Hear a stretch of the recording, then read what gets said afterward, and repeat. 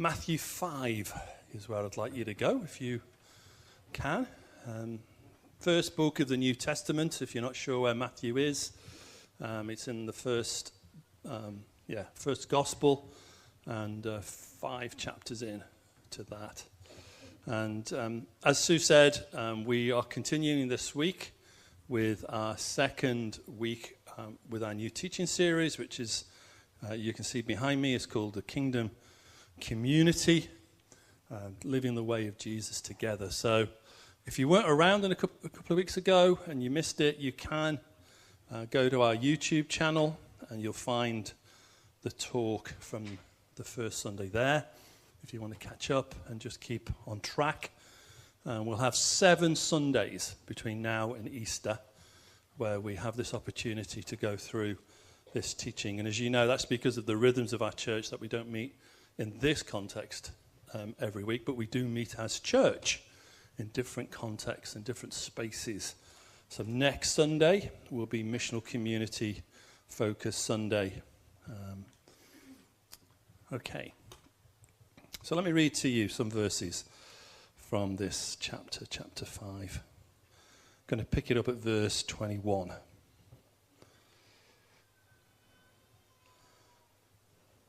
I'm reading from the New Living Translation. You have heard that our ancestors were told, you must not murder. This is Jesus talking, if you're not sure. This is Jesus. He says, you have heard that our ancestors were told, you must not murder. If you commit murder, you are subject to judgment. But I say, if you are even angry with someone, then you are subject to judgment. If you call someone an idiot, you are in danger of being brought before the court. And if you curse someone, you are in danger of the fires of hell. So, if you are presenting a sacrifice at the altar in the temple and you suddenly remember that someone has something against you, leave your sacrifice there at the altar. Go and be reconciled to that person. Then come and offer your sacrifice to God. When you're on your way to court with your adversary, settle your differences quickly. Otherwise, your accuser may hand you over to the judge, who will hand you over to an officer, and you will be thrown into prison. And if that happens, you surely won't be free again until you have paid the last penny. Whew. This is Jesus now getting into the heart of his teaching here. And if you remember, I was saying before that this particular passage, these chapters 5, 6, and 7, there's a crowd gathered around Jesus listening in to his teaching, but it's his disciples. It's the ones that are following him that he's actually addressing, and they're leaning in. This is about creating this kingdom community. I'm going to make an obvious statement, but it's worth saying, isn't it? We live in a fractured world. I don't think it takes a genius to say that. And even as we've started 2026, it feels like the world is fractured to a degree that makes it really anxious to live in. I don't know how you feel when you listen to the news or you look at the newspapers. I tend to look every morning at the BBC app, the news app, and it has the front pages of all the newspapers. And I go through it just to see what the newspapers are picking up. And one of the newspapers, I think it was Thursday or Wednesday morning, their headline was, "The world's on the brink." I was like, wow, that's a statement, isn't it? That's enough to make me feel a bit anxious for the day. And it was covering news around the world of what is going on in different countries and also some of the stuff. So I think if we're not careful, we get to this point where we realize that division is normal. Or we think that outrage is expected and bitterness is excused. That seems to be the norm. Would you agree? That people tend to live that way these days. It's okay to get outraged. It's okay to divide over opinions and situations.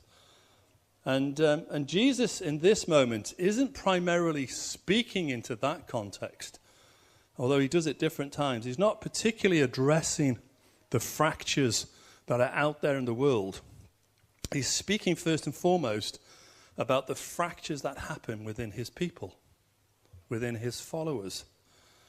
And I think for us as Christians, one of the greatest threats to our kingdom witness is not so much the hostility we get from outside the world, but the unresolved conflict and division within the church.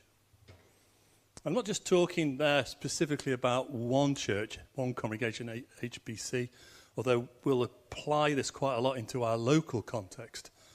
But there's also a sense, isn't there, within the wider church that we live with a sense of division.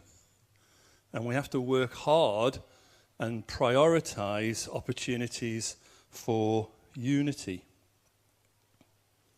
So this unresolved division, this unresolved anger sometimes inside the church can be a real threat to kingdom witness, to kingdom community. And so when Jesus starts to speak in the Sermon on the Mount here, I want you to understand that Jesus isn't offering you better tips to a better life. You know what I mean? He's like, these aren't like Jesus' top tips to how to live your life. This is actually fundamental kingdom authority in the way that we should live as kingdom followers, followers of the King. Christianity isn't primarily a self-help religion. You know what I mean? There's lots of self-help ideologies and books you can go and get. But Christianity isn't primarily, it's more about a sense of transformation as you hand over the authority of your life to someone else. Do you understand that? That's really at the heart of our Christian faith. It's like, actually, we are not the ones driving the car, if you use that analogy.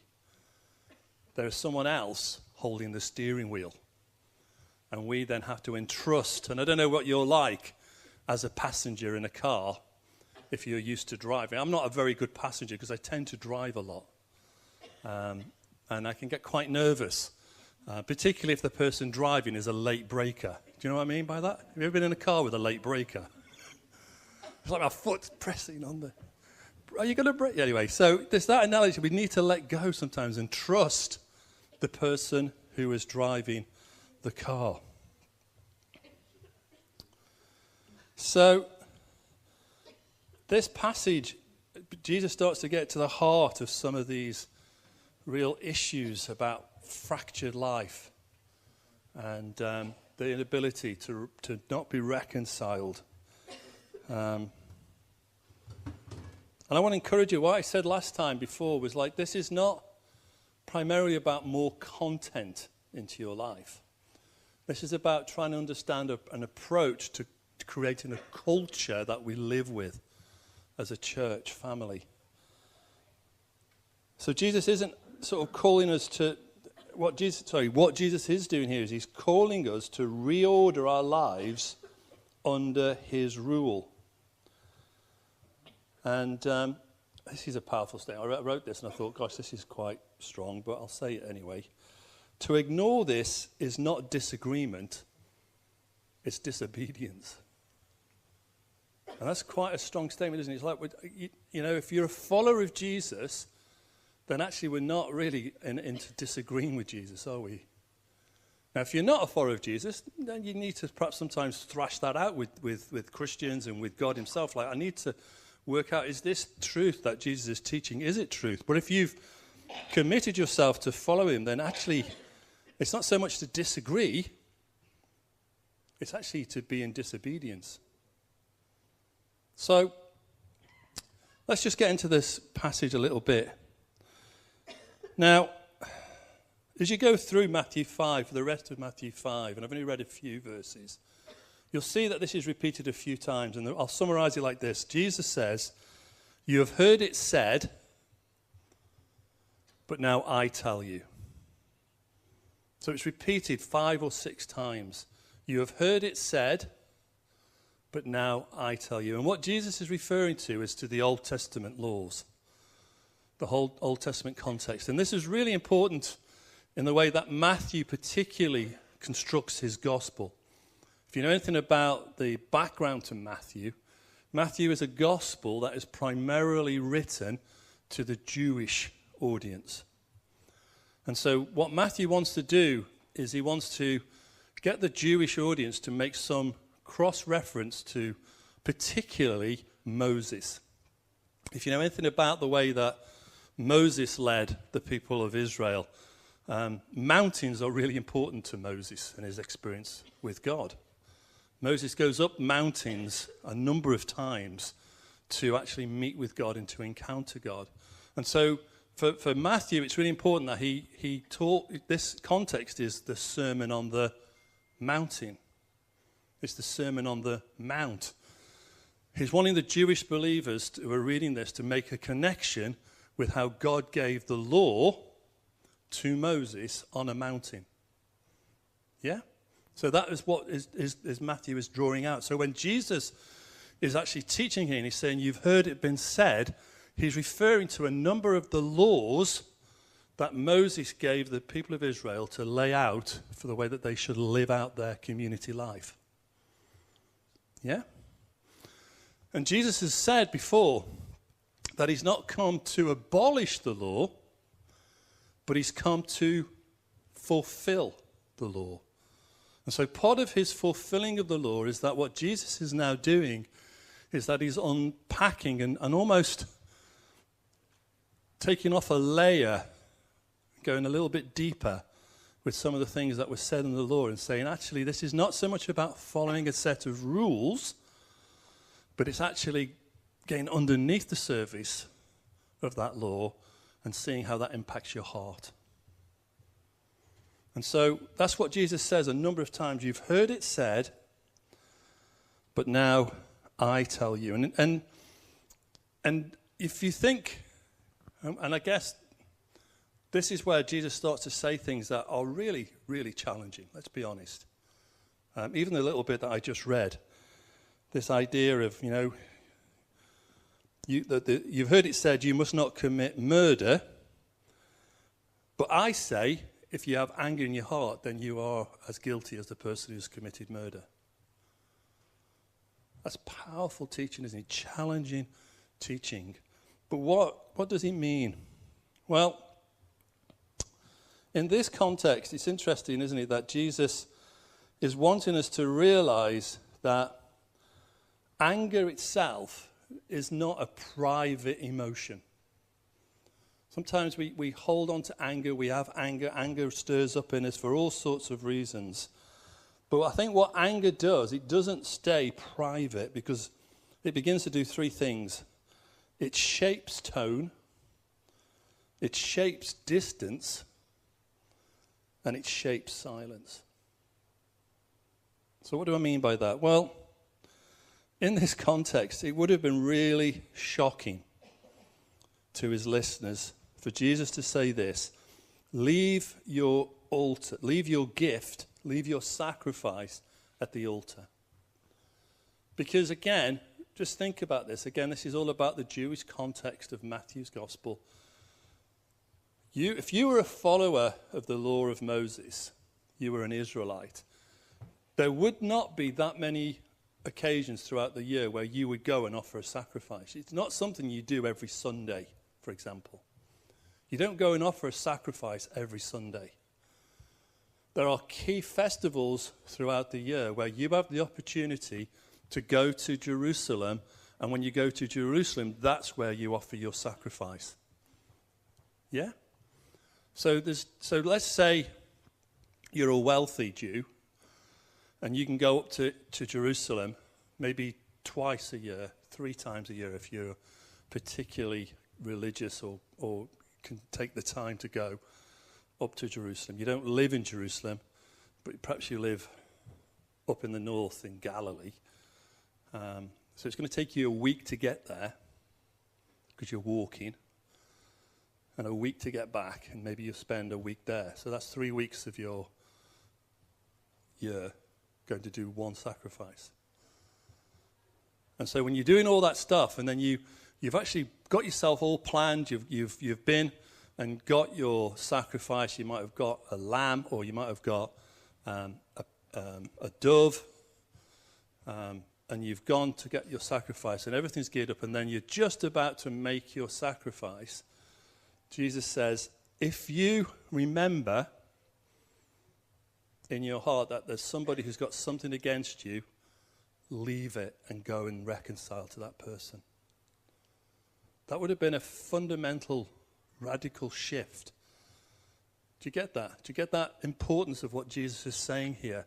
I think one of the things that I wanted to emphasize to myself when I was reflecting on this is that we become so familiar with our access to God that we can turn up, okay, not in our context in this way, but we can turn up every week to bring our sacrifice, to bring our gift, to bring our worship to God. And we get familiar with that. But what Jesus is saying here is that what we have to do is to think about the fact that the first thing that Jesus starts to talk about in this context of the Sermon on the Mount is relationships. Relationships, and this is relationships primarily between the followers of Jesus. Yeah? And he's saying that the relationship between the follower of Jesus, if something has happened and you realize and notice that one of your brothers or sisters has something against you, you need to do something about it. And he's not saying this. He's not saying do something about it if you're in the right. He's not saying do something about it if they started it. He's not saying do something about it if it feels fair. And let's be honest, those three things we can sometimes justify the anger or the hurt that we feel in our hearts. Let's be honest. And this is it's not easy teaching. And I know in my life there's been moments where I felt angry because somebody has done something, usually unintentionally. They've said something, or maybe it's been intentional as well. So both things can happen in the church. And the reason why the anger is so much and why it's so difficult is that the followers of Jesus, the community that we create, is supposed to be a safe space, isn't it? And you know in life, just natural life, that actually when you get hurt by a member of the family, your family, it tends to go deeper, doesn't it? Because it's supposed to be a safer space. You're supposed to know your family. You're supposed to be able to work that out. And it doesn't happen. I get that. And I know for some of us in the room, when we talk about family, it can be a really painful memory. And it can trigger memories that are not helpful or easy memories. But this teaching is right at the heart of what Jesus has wanted us to understand. Because he then goes on a little bit later. So I'll pick it up in verse 38. Because verse 38 says, you have heard it said, you've heard that the law says that the punishment must match the injury. An eye for an eye and a tooth for a tooth. But I say, do not resist an evil person. If someone slaps you on the right cheek, offer him the other one also. If you are sued in court and your shirt is taken from you, give your coat. If a soldier demands that you carry his gear for a mile, carry it for 2. Give to those who ask and don't turn away from those who want to borrow. You have heard it said, but I say, you've heard it said, love your neighbor, hate your enemy. But I say to you, love your enemy and pray for those who persecute you. In the same way, you'll be acting as true children of your Father in heaven. Such challenging words, aren't they? Let's be honest about it, first of all. This is challenging. But he's talking primarily to the followers of Jesus. He's saying to us that there is something here about loving your enemies. Loving people who are different than you. Loving people who don't agree with you. Jesus doesn't romanticize pain, because when we get hurt, and I don't know if you were brought up with this little phrase, sticks and stones may break your bones, but words will never hurt you. Were you brought up on that little phrase? I was. Rubbish. Let's just cancel that out right now. I think, to be honest, it's probably the other way around. Words have the power, don't they? Words have the power for life, and they have the power for death.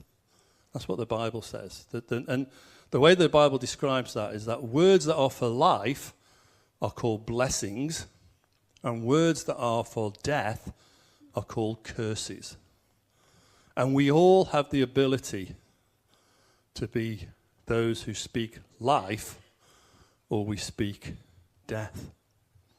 It happens. It happens in life.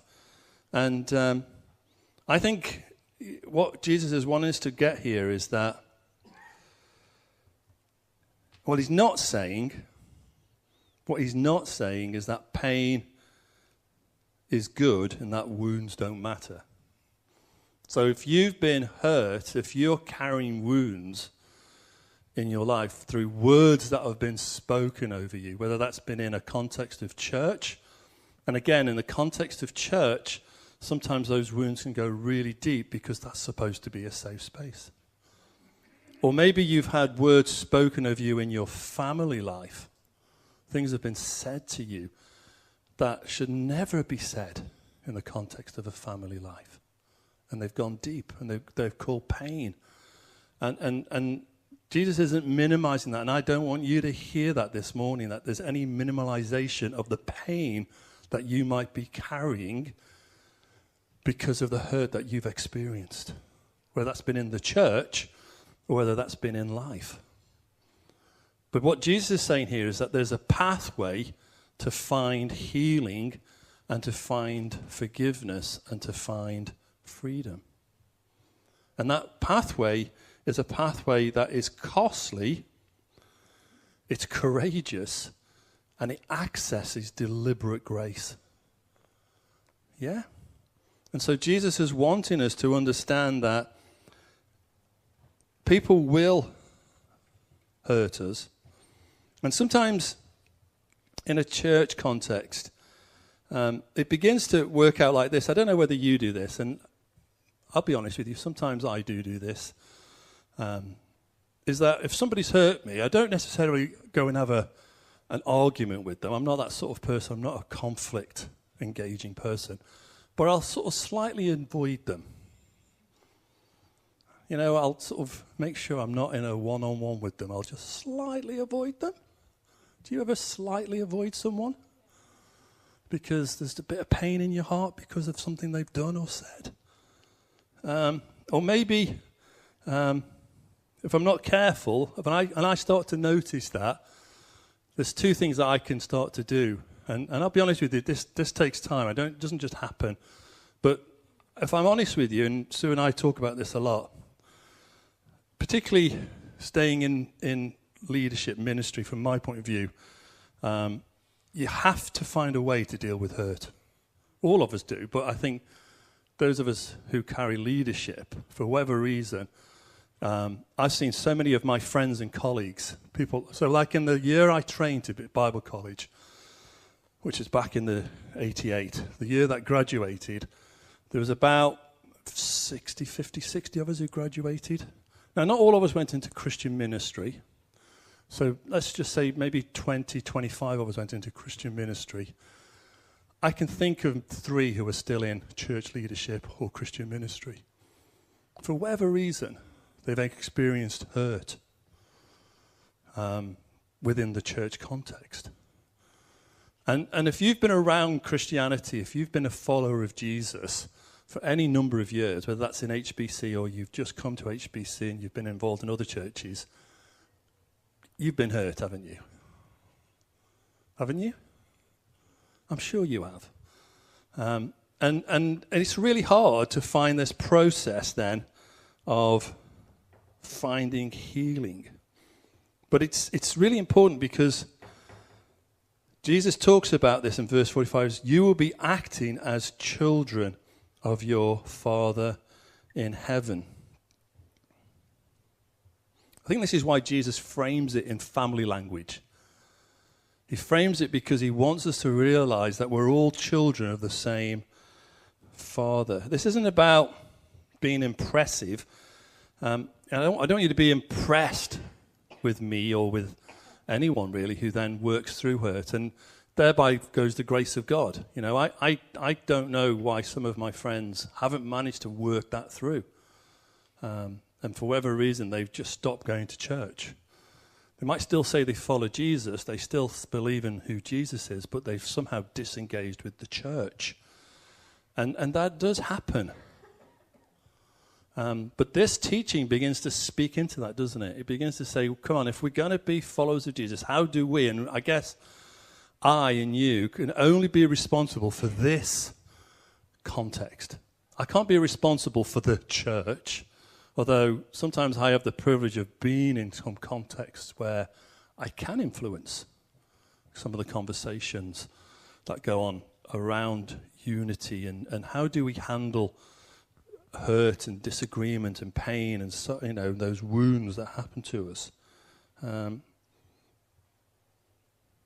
So I don't want to pretend that nothing happens. We do get hurt. I also don't want to excuse what's gone wrong. And I guess that's the first point, isn't it? That actually if you become aware, going back to the teaching that Jesus introduced, if you're aware that in a context where you're bringing your worship, your gift, your sacrifice to God, and you realize that there's somebody has got something against you, then it's your responsibility to try and do something. That doesn't necessarily mean that you can resolve it. And I've been in situations where things have broken down relationally, where I've tried to do as much as I can do, but that still hasn't brought the full reconciliation of the relationship. But I've tried to do what I can do to live at peace as best as I can, to release sometimes forgiveness. And forgiveness is the thing that opens up this conversation.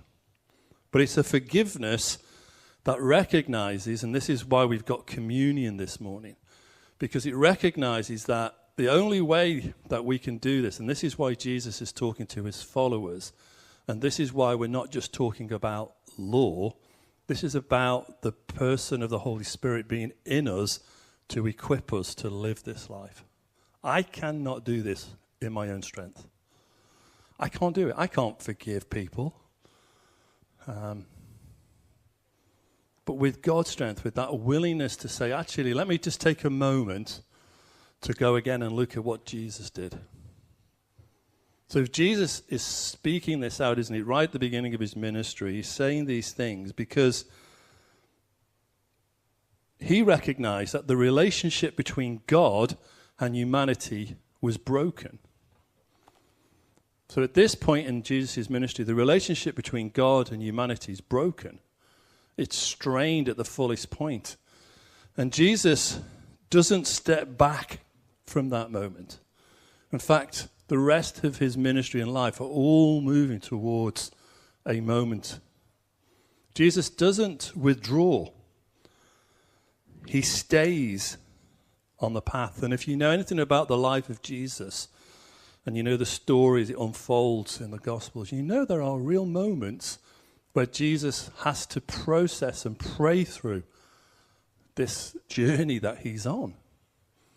Because he knows that everything in his life is moving towards a moment that has to happen to enable the fractured relationship between humanity and God to be restored. And so Jesus absorbs the cost and he makes room for the reconciliation. And so the table there the communion elements are reminding us, aren't they, of that moment. The moment when Jesus takes sin, the whole of sin, upon himself, pays the price for that sin and the punishment of that sin upon himself, and by the shedding of his blood pays the price. And so what Jesus wants us to remember is that one of the ways that I process unforgiveness is that I take time to remember again what Jesus has done for me. But Jesus pays the ultimate price. And so the process of forgiveness that I have to go through is rooted in his forgiveness of me, first and foremost. But also then the power of his blood opens up a way for me to access the Holy Spirit, to receive the Holy Spirit, to find a way then to take hold of some of this really strong teaching and to say, yes, I'm going to be willing to make things as right as I can with someone. I'm going to try and forgive. If I need to reconcile, I'll try and sit down with someone. Or, as we've done it with others, is get somebody alongside to help me talk with someone. And I appreciate this is difficult. It's not easy. The pain that we carry is real. The wounds that we've experienced are real because words have power. So if you've experienced words spoken over you, and even this morning as I'm talking, you can remember. Maybe somebody said something, whether that's in your family life, maybe even in anybody really who carries authority in your life. It could have been a teacher, because they can carry huge authority over your life when you're a child and speak things over you. And I know in this place we've got some great teachers. And if you talk to them, one of the things that they will always have done as best they can is speak life. Speak life. Many of you are parents. One of the best things that you can do for your children is to speak life over your children, isn't it? To speak over them life and blessing. Even if they're in a point of rebellion as an older child. And I know some of you have done that. Some of you are doing that. You continue to speak blessing and you continue to say, actually, my relationship with you is more important than whether I agree or disagree with what you're doing. That is a sacrificial place to live. And some of you in this room are living that life, where you know the choices that your child is making just don't seem to be the right choices, in your humble opinion as a parent, or in the way that you're trying to follow God, or all those things. And so this is the heart of what Jesus is talking about. This is the heart of the table that we've got open here. Because we are reconciled because Jesus absorbed the cost. We can move towards him, and as we move towards him, we can enter into a place of reconciliation. So Jesus here is encouraging us to have that sort of culture amongst us, and to try and find ways to make sure that when hurt happens, when something takes place in your life right now, or maybe even stuff that's happened in your past, there's a place where you can process that, find some level of healing, and then into that our heart is to create a space where actually our relationships are more important as to whether we agree on everything. Does that make sense? Like sometimes churches, let's be honest, they can be so fixated on the truth of what is right that becomes the main reason why they exist.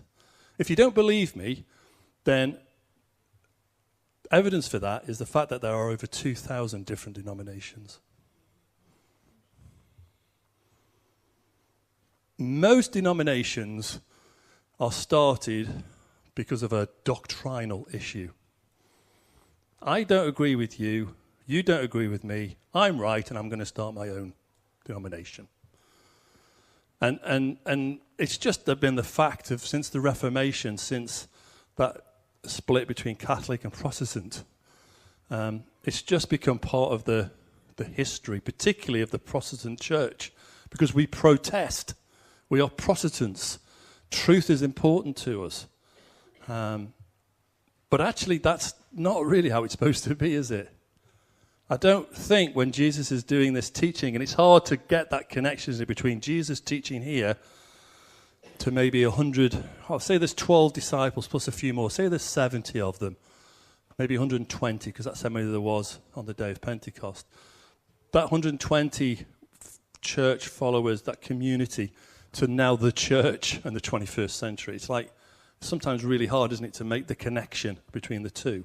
Hence, we have local churches, local expressions where we're trying to work that out.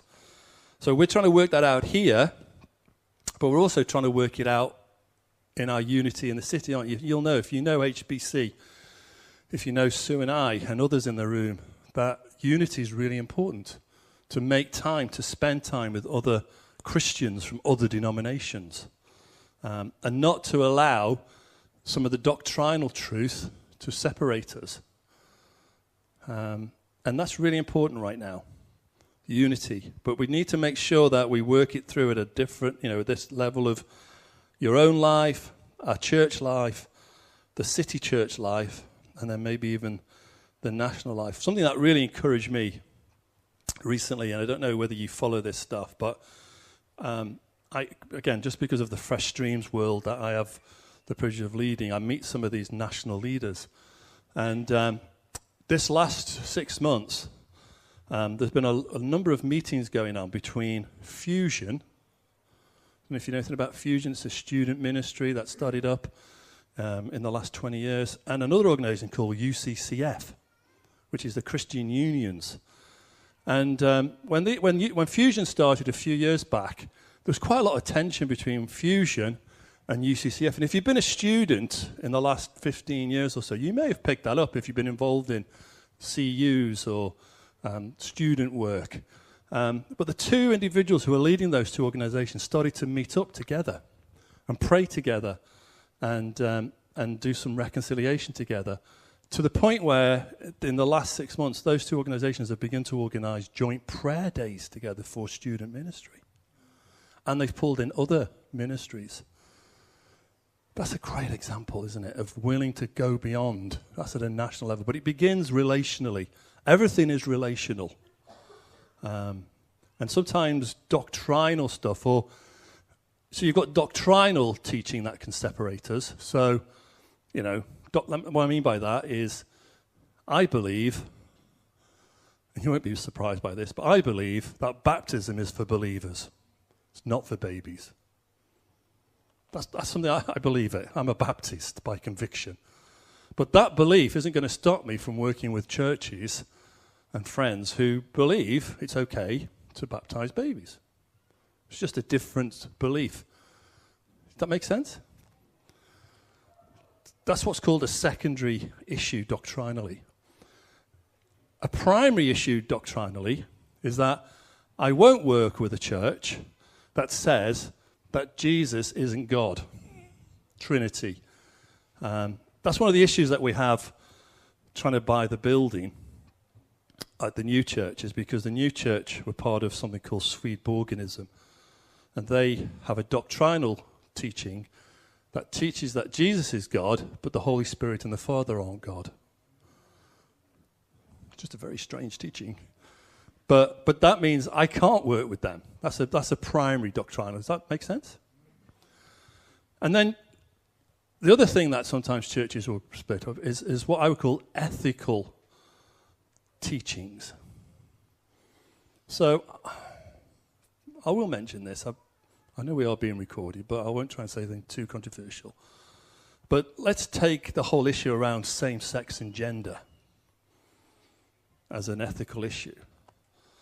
That's an issue right now that is dividing churches. I've got friends who are in churches that the church is basically split over whether they are affirming or non-affirming, to use that language, around same-sex and gender. Does that make sense?